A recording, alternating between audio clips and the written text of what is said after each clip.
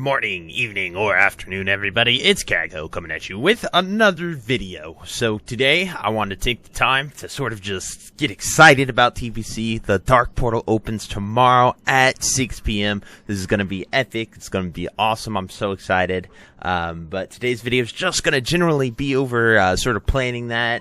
All the final preparations that you can do, everything I've been doing to get ready for this, because, you know, we only get this once, so I'm super excited. Twice if you were here for the original one, but I unfortunately was not. So, anyway, be sure to like, comment, subscribe if you enjoy this video. We've gotten tremendous support the past couple weeks over a lot of our videos, and I'm just incredibly grateful for that, and I'm really looking forward to just helping people as much as I can. Anyway, so for TBC Launch, I'm going to be doing a 60 to 70 stream. I'm going to stream until I hit 70, whether that's at least 24 hours or at least 30, even if it goes to 40. I'm going to stream it all, go non-stop till I hit 70. You can check that out at twitch.tv/Kaghoegaming if you would like to watch. Anyway, let's get into the video. So, the biggest things you can do to prepare for this is sort of, you know, have your plan ready to go. Tomorrow's video is just going to be a straight walkthrough of my initial plan, how I'm going through that. So we'll talk about that more in depth then, but just sort of getting your group together if you're doing dungeons, questing, just sort of planning a route, because preparing that can be very helpful and save you a lot of time so you don't double back or backtrack, because I found that to be one of the worst things that I was doing here in Classic when I first started, was just not having an optimized, effective route for sort of leveling. Then the next thing that you can sort of do is pre-quest. Now, what that means, some people have some, like the tryhards, the top tier, top 1% people I guild on my server, Insidious. They are planning, like they have a whole dedicated logistics team to summon people, get materials, places. It's absolutely insane what they're doing. But essentially, it's accumulating a lot of the level 60 raid and dungeon quests and turning in all those, because they give 14,000 experience per quest that you do. And if you have them all available, what they're doing is they're turning in every single one of those, and it nets anywhere from 800,000 to 1.3 mil XP, depending on what you have available, whether it's a Oni head, a Rend head, things like that. And it's just absolutely insane that it's being min-maxed to that degree. But honestly, I'm thoroughly impressed the amount of preparation they've been doing these past 2 weeks, getting all that together, getting just it all down pat. So some of them will be level 62 at launch. Literally the 20 minutes just getting summoned to these hubs, having all these quests pre-done. That's something you can do if you want, but you know, it's difficult to sort of do that if you already have like a lot. I've had this character since the beginning, so I am unable to sort of prepare that way. I would have to make an entirely new character in order to do that, because I did most of the quests. But that's just something to mention. It's a very in-depth path, I can tell you that much. The next thing I would totally recommend doing is getting your professions where you want them. The proper professions on your characters, the proper preparation. Like, since I'm a mage, I'm going to need a lot of spell cloth. So I have been taking all of my alts. I have 5 level 60s now, thanks to the boost and leveling my paladin. Every single one of them has tailoring on them. So I'm going to be able to make a lot of spell cloth. Now, that took a lot of preparation. I used all my cloth that I had saved up, because I was planning this for a bit. And honestly, the cloth on our auction house is essentially gone. Like, it is charging like absurd rates. Silk cloth's like 10 gold a stack. It's just absurd where it is at right now. Same with wool. They're just going up and up because so many people are trying to get these last minute.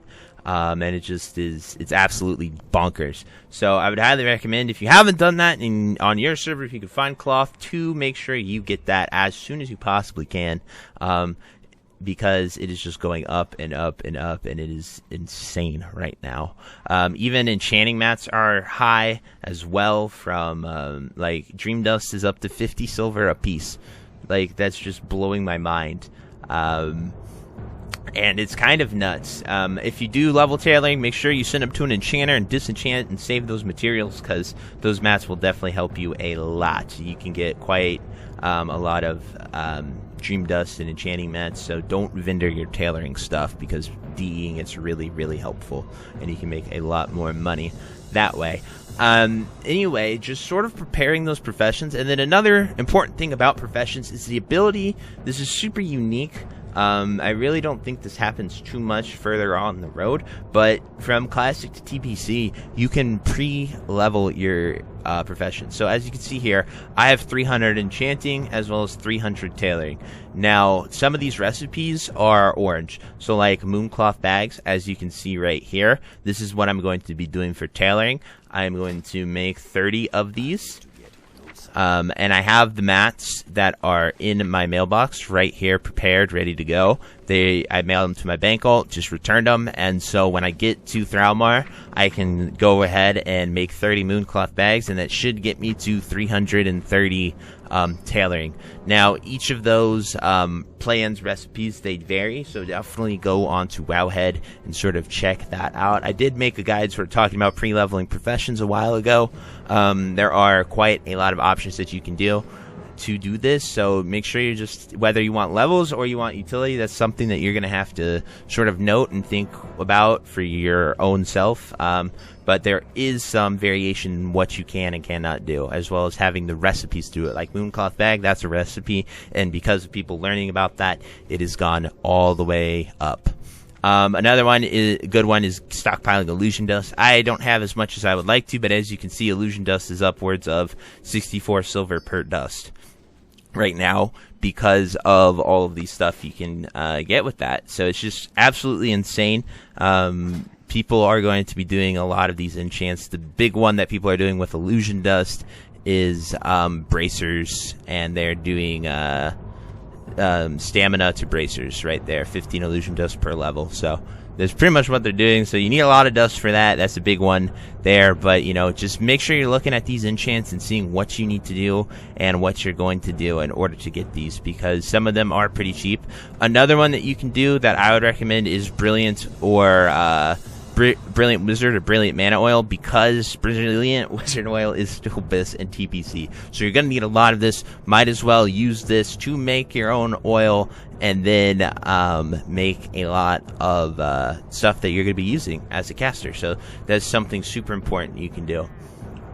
Finally, make sure you get world buffed. This is kind of the last time you're going to have to do this, but what I will warn you about is booning. So various times of copying over to the beta or the PTR, I have run into sort of speed bumps and things with booning. Sometimes my boon is just gone when I copy over. Other times it ejects it because the boon wasn't written into it. But every recent test I have done has shown me that the boon is good and it is working. So I would definitely make sure you have a few chrono boons on you. I'm actually down to 1 right now, so I'm going to have to go get probably 2 more just to be safe. But what I'm going to do tomorrow is I'm going to sort of log out at the dark portal. The maintenance says that it's only going to be down an hour, and judging by Shadowlands and Battle for Azeroth, how they've sort of just flipped the switch, I do feel like they'll be able to do that and implement that really well. But who knows? You know, we had the blunder of pre-patch and it taking a whole day because the whole mailing and cloning fiasco. But I would like to think that downtime is why we're going to have such a clean launch. But yeah, guys, that's pretty much it for this video. That's everything that comes to my mind, everything I've been preparing, my professions, my bag space. I don't think I mentioned that, but I would strongly recommend that you clear out your bags and only take essential things. Like, right now I have all my enchanting rods, but I'm going to put away 4 of them. I'm only going to take my ruined Arcanite rod with me into Outlands because I don't need the other ones. But just optimize your bag space. Only take things that you know you're going to use. Pretty much gears and consumables is what I'm rocking. And, you know, everything I have here is just stuff that's left over from raiding, really. But anyway, guys, that is it for this video. That's everything that I can think of to sort of optimize your stuff. Make sure you're ready to go come TBC. And man, I'm so excited, guys. So anyway, I will see you next time, and I hope you enjoyed this video, and have a great day, guys. Bye-bye. If you made it to the end of this video, thank you so much for watching. It truly means a lot to me. If you happen to find anyone that you know would also benefit from watching this video, please share it with them. It helps me out a ton and allows me to keep doing what I love every single day, and that is gaming and sort of helping people any way that I can. So finally, thank you so much, and I hope you have a fantastic day. Goodbye.